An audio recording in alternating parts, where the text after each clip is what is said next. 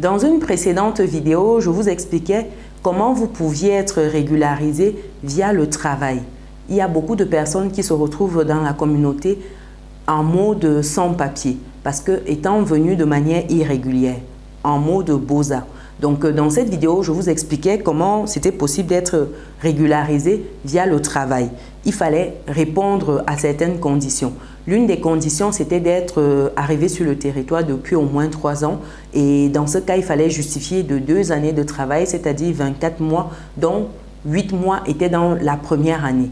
Et puis, la deuxième manière, c'était lorsque vous viviez en France depuis 5 ans ou plus. Et quand c'était ce cas-là, vous deviez justifier d'une ancienneté de séjour en France de 5 ans minimum et justifier d'une ancienneté de travail de 8 mois sur les 2 dernières années ou de 30 mois sur les 5 années en question.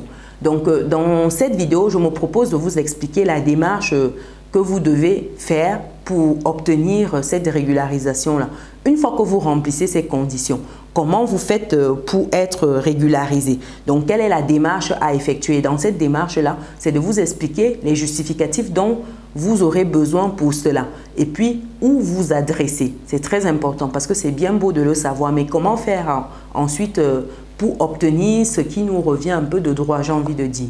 Donc, ce sera l'objet de cette vidéo. Mais avant ça, pour des personnes qui me découvrent, je suis Chimène Nana, je suis maman, je suis entrepreneur, investisseuse, arrivée en France il y a beaucoup d'années. Et aujourd'hui, j'accompagne des personnes qui souhaitent s'établir, qui souhaitent obtenir une certaine prospérité financière. Et ceci au travers de ce livre, Vivre et réussir en France. C'est un livre qui vous permet de bien vous intégrer quand vous arrivez. Comment vous faites pour avoir certaines informations sur le plan administratif? Où est-ce que vous allez chercher ces informations-là? Quels sont les accompagnements qui sont disponibles pour vous? Comment vous pouvez user de ces accompagnements-là pour avancer? Une fois que vous avez une certaine base, comment vous pouvez bien investir? Comment vous pouvez épargner déjà? Comment vous pouvez par la suite sécuriser votre avenir et l'avenir de vos proches?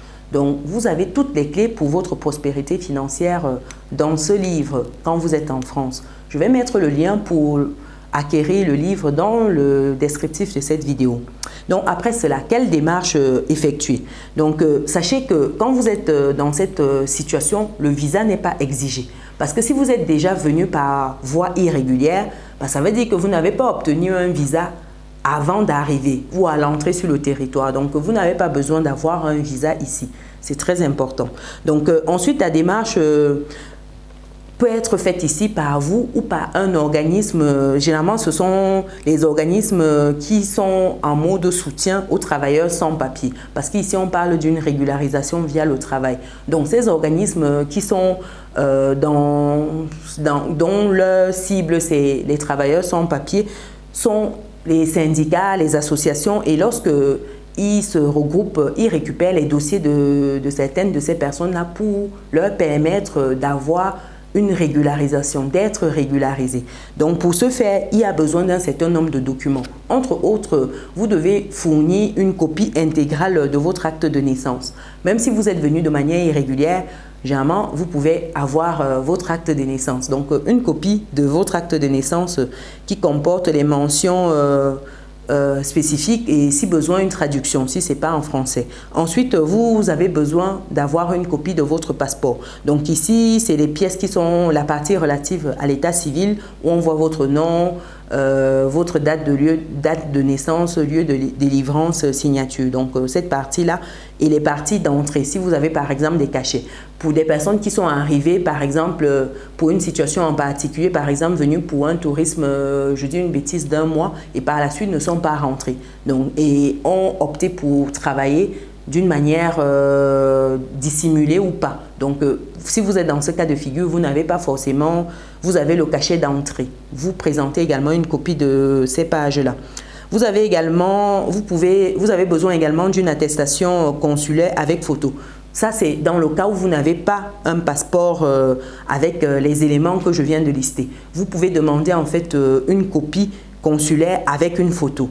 Donc, vous pouvez demander également, vous pouvez avoir aussi un certificat de nationalité de moins de 6 mois avec photo. Donc, ça dépend vraiment de votre cas. Ou alors, une carte d'identité avec photo. Donc, ça dépend. La carte d'identité de votre pays, hein, j'entends. Donc, dites-vous que ici, ça dépend vraiment de votre situation, de votre condition, j'ai envie de dire. Une fois que vous avez ça, un justificatif de domicile datant d'au moins de 6 mois est requis. Donc, ça peut être facture d'eau, d'électricité, EDF. Ensuite, vous avez besoin de 3 photos d'identité. Si votre demande est faite sur Internet, vous devez indiquer par exemple le code de la e-photo. Donc, c'est une photo que vous fournissez en fait via les cabines agréées sur la planche de la photo. Donc, vous avez besoin également d'un certificat médical délivré par l'OFII. l'OFII ici, c'est l'Office de l'immigration en fait qui vous délivre ça.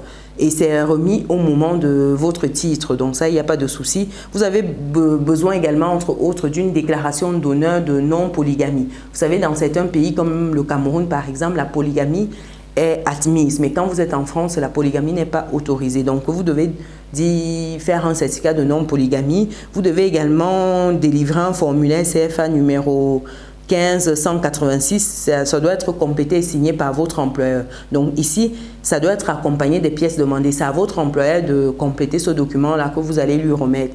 Si vous êtes dans cette démarche-là via une association, via un syndicat, c'est des choses que les employeurs ont l'habitude. Parce que sinon, si vous employez des personnes qui n'ont pas de papier autre, c'est encore d'autres problèmes lorsque vous vous faites choper. Donc ensuite, tout document justifiant de votre résidence habituelle depuis votre entrée en France. Donc, ça peut être par exemple tout ce qui est avis d'imposition, tout ce qui est attestation médicale, bref, tout document qui peut justifier de cela est bon à prendre. Ensuite, vous avez les preuves d'exercice antérieur d'activité salariée. Donc, ça peut être un bulletin bancaire, un bulletin de paye, pardon, ça peut être un virement bancaire, oui, parce que si vous êtes pris de manière irrégulière, souvent vous n'avez pas forcément un contrat de travail que vous pouvez justifier. Par contre, si on vous a fait un virement, la trace existe bien. Ça peut être un certificat de travail, une attestation Pôle emploi si vous ne travaillez pas. Ça peut être un avis d'imposition sur le revenu correspondant aux périodes de travail réellement effectuées.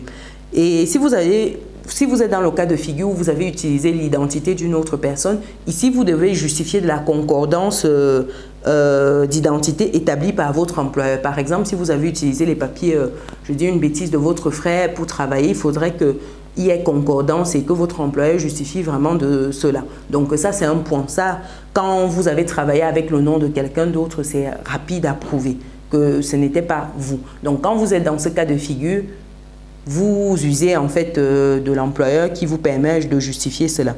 Ensuite, les justificatifs de votre insertion dans la société française. Par exemple, des cercles amicaux, ça peut être une adhésion à une association, à un club d'activité, ça peut être si vous participez par exemple aux activités extrascolaires avec des enfants, des choses comme ça. Donc de justifier en fait d'une insertion. Ça permettra de montrer que vous êtes plutôt bien déjà établi, vous rentrez déjà dans les petites cases en mode intégration et c'est bien. Donc ça fait qu'il ne vous reste plus que le papier qui justifie de cela. Donc vous voyez que même lorsque vous arrivez de manière irrégulière, vous avez des possibilités de vous régulariser. Et quand bien même vous arrivez que vous étiez régulé, par exemple quelqu'un qui vient pour du tourisme et après ne rentre plus, c'est également des moyens. Maintenant, il faut prendre du temps pour constituer le dossier. Vous avez des associations, des syndicats qui militent pour ces droits des travailleurs qui n'ont pas de papier. Donc, ça peut être plus simple de passer par une voie comme celle-là. Dites-moi, est-ce que vous êtes dans une de ces situations-là? Est-ce qu'aujourd'hui, vous êtes en attente d'un titre de séjour? Est-ce que vous êtes sans papier? Quelles sont les démarches que vous avez déjà entreprises? N'hésitez pas à partager dans les commentaires. Si vous avez besoin de vidéos spécifiques sur un sujet, n'hésitez pas. Nous avons également un groupe WhatsApp où on échange, c'est un groupe nouvellement créé afin de partager des expériences, de connecter des personnes si besoin et pour que vous ne vous sentiez surtout pas seul et surtout que vous sachiez que voilà, il y a des options, il y a des possibilités. Donc n'hésitez pas. Vous pouvez rejoindre ce groupe en cliquant sur le lien qui est disponible dans le descriptif de cette vidéo. Sur ce, pour des personnes qui ne sont pas encore dans notre belle communauté, abonnez-vous, activez la cloche et partagez autour de vous. Partagez à toutes ces personnes-là qui se retrouvent dans des situations délicates. C'est important qu'elles sachent qu'elles ont des voies et des moyens pour se régulariser. partagez. Ça pourra sauver la vie de quelqu'un. Nous, on se donne rendez-vous dans une prochaine vidéo. Ciao!